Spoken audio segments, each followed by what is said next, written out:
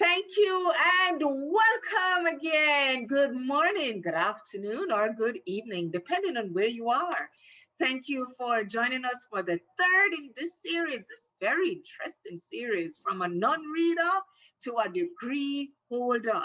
Joval Smith is our guest and he is sharing his journey with us. Last week, he took us through his final years, well, almost got to his final years in primary school, where another member of the community took him in, and not only took him in, but took him from the school he was attending and brought him into another environment that nurtured his growth and development. And we found that at the end of December that year, he was reading any and everything.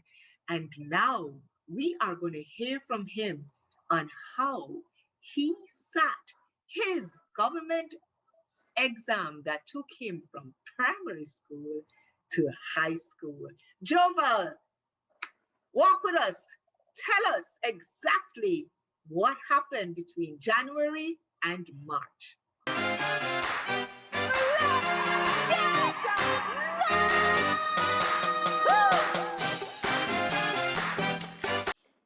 Hello everyone. Well, I call this the miracle time of my life. This is where, some divine intervention, some miracles happen.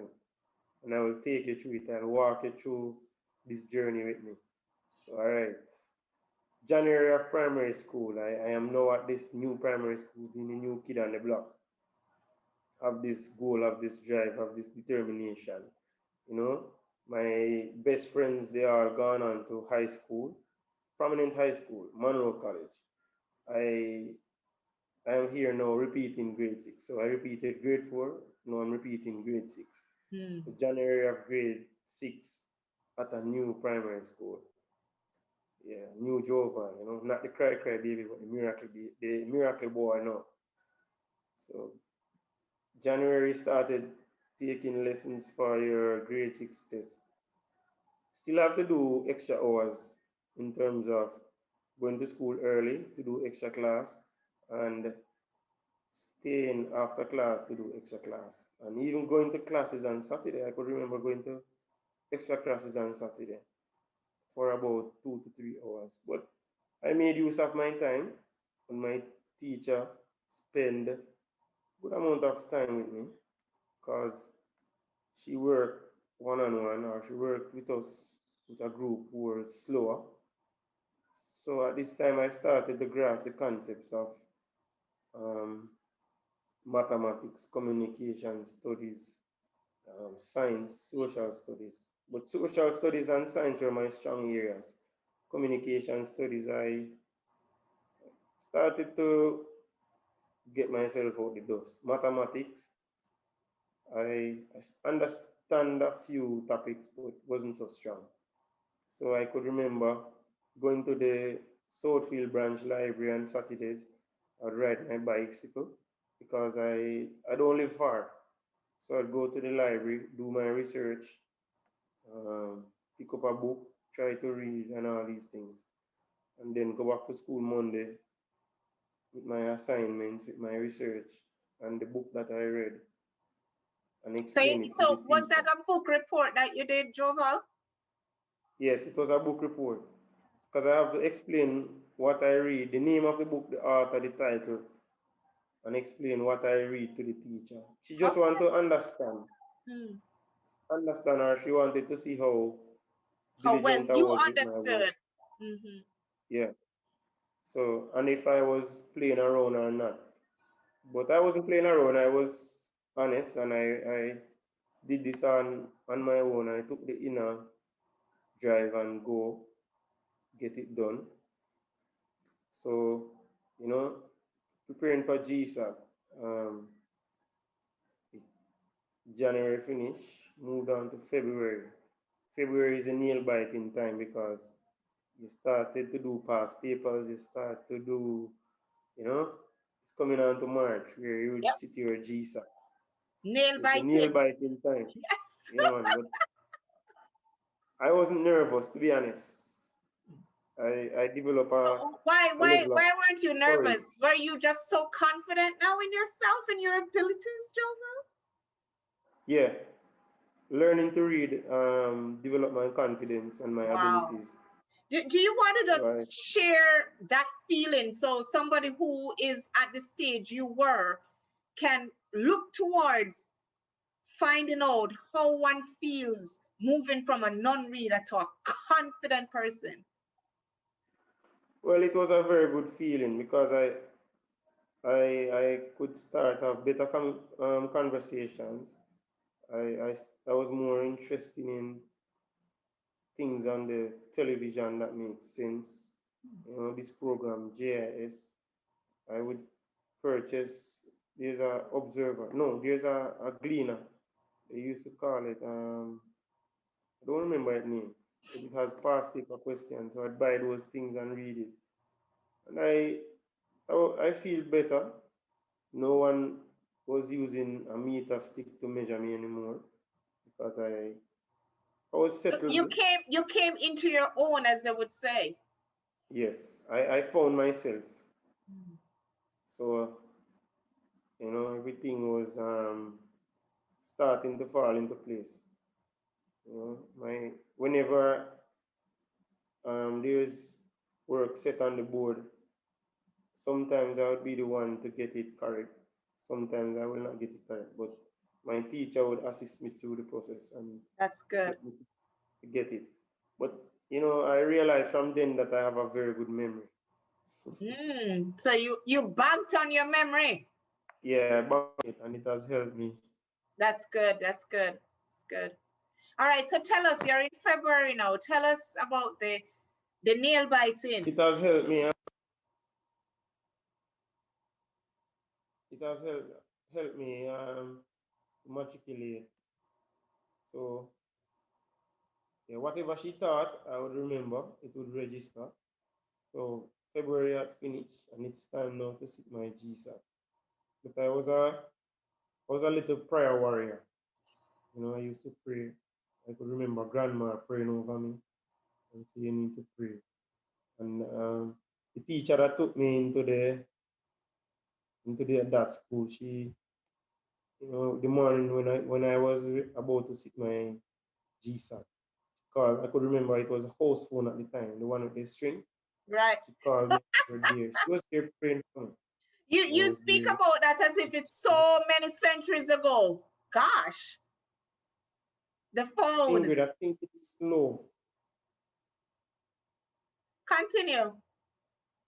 Yeah, so she was there praying with me and thing, and I felt this level of confidence. And yes, I could have moved a mountain that morning, but Wow. there were mountains to be moved, and it was my GSAT exam. So I went to school and I saw my classmates, they were congregating and discussing questions and everything. And I would just stand there and just listen because I made up my mind. I said, this is my only shot. I have to make myself proud. I have to make my family proud. So Joval, I like what you said about you had to make me proud before you made others proud. That is so key because a lot of people think that it's so important to make other people proud instead of making themselves proud. So I am so happy for you when you said that. So continue the story now.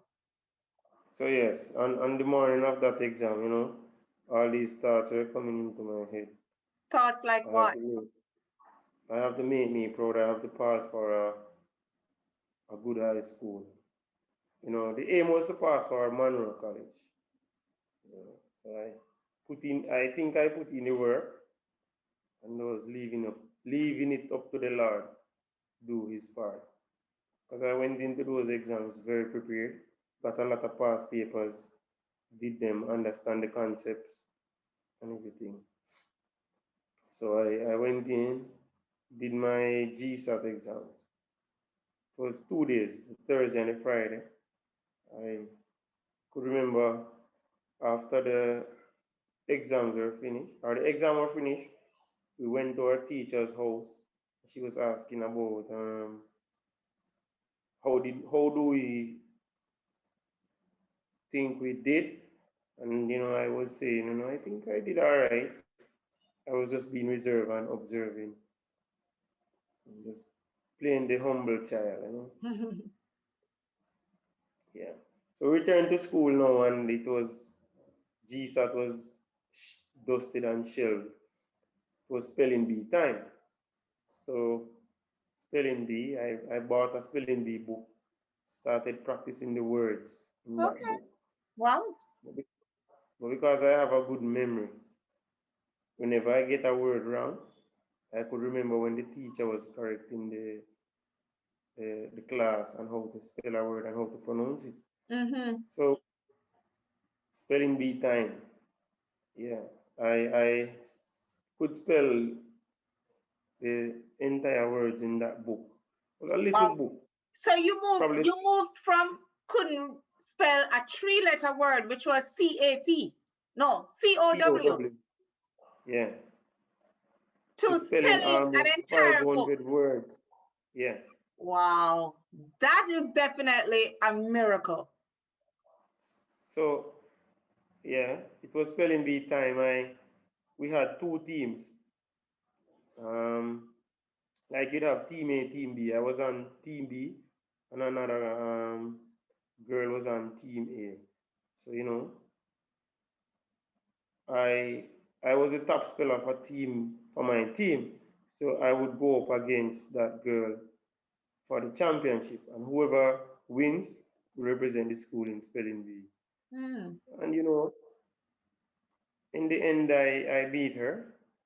I became the champion. I spelled Wow.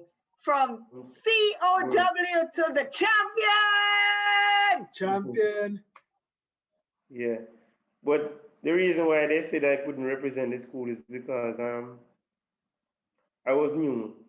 I did only a couple months, and she was there from maybe grade one, grade two. So they said it would be better for her to represent the school. Hmm. So indeed.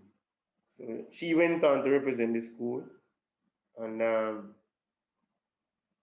we were all there. So So how did that make you feel though, Jova? I was very proud. I was shocked, but I was very proud of myself to know that I was able to be so successful at spelling.